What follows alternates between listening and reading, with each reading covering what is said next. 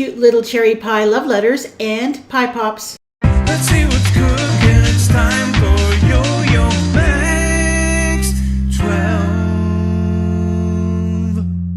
Hello everyone. The first thing you're going to do is find an envelope that's going to be the size of pastry that you want. Unfold it and place it on a piece of parchment paper, and then take a pen or a pencil and just draw around that envelope and then just cut it out. And we're going to use that parchment paper as a template. Now, if you don't want to use an actual envelope, all you have to do is go online and do a search for foldable envelope template or something to that effect, and just scale it to the size you want, print it out, and then you can use that as your template.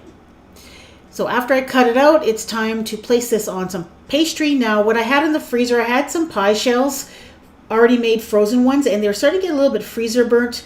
So I took them out, defrosted them, and flattened them out, and I'm just going to use them up. So I just took a sharp knife and went around each of the parchment edges all the way around. Save those scrap pieces because we're going to use those to cut out some little hearts as well. Then once you have your little piece of pastry cut out, you're going to place a couple of spoonfuls of cherry pie filling in the center. Now I used about 12 cherries worth approximately. And then it's time to fold up our envelope. In order so that the pieces are going to stick to one another, I used a little bit of cream in a pastry brush, and I just brushed around the edges, all the edges except for the top part of the envelope that's going to stay unfolded. Then I took a butter knife and just gently scored the edges where the two side flaps are going to fold over, just so that they would be nice and straight. And then I folded one edge over, added a little bit more milk as glue, and then folded the second flap over, and then the bottom flap is going to get folded upwards. After adding a little bit more milk or cream, or you could even use an egg wash, that's up to you.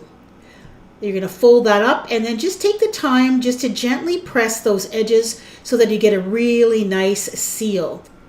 And then the final touch will be a little pastry heart that we're going to put right in the center of the envelope. That's going to make it look like a little love letter, and it's going to hide that top seam. And then I took the dull edge of that butter knife and I just kind of drew little lines along the edges of the envelope just to emphasize the edges, because when you bake these, the pastry is going to puff up a bit, and then you may lose some of that definition. And then the final step is to brush the entire thing with a little bit of egg wash, or in this case I'm just using some cream, just brushing it all over, and then sprinkling some coarse white sugar on top. The pastry is not sweetened, of course, so I find the addition of the coarse sugar adds a nice touch to this, and it looks nice when it's done. Then bake these at 375 for about 15 minutes until they're golden brown and the cherry filling starts to bubble out a little bit. Now for the extra pastry, I decided to make some pie pops, which I've never done before. Just cut out some heart shapes with a cookie cutter. And then these are these pie pop sticks. They're kind of very large lollipop sticks is what they look like. I bought them many years ago and just never used them. So I just gently pressed it into the pastry, not too hard because I don't want it to go through.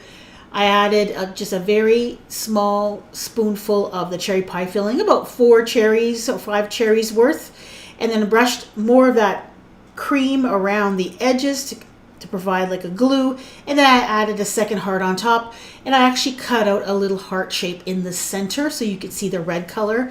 Brushed the entire thing with a little bit more cream, and then a little bit of sprinkle of the coarse white sugar. Going to bake these at 375. Won't take nearly as long as the little love letters, probably like 10 minutes or so. Just take them out when they get kind of golden brown. And there they are out of the oven. You can place these in some little treat bags if you like to serve to somebody. And you should also note here that the heart shape in the pie pop kind of disappears, so I recommend just using maybe a little circle cutter instead of the heart shape. I thought the pastry envelopes turned out pretty good as well. The cherry pie filling kind of bubbles out the top a little bit, and it just gives it a little bit of color. If you find that your envelope flap is actually darkening a little bit too quickly, you can cover the edges and that top flap with a little bit of foil before baking. I didn't really have that problem, but that's what they suggested in the original website where I found this idea, which will be in the description box below.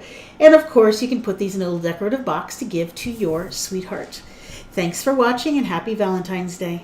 And of course, I have a playlist with all my past Valentine's Day treat videos, so please go check them out.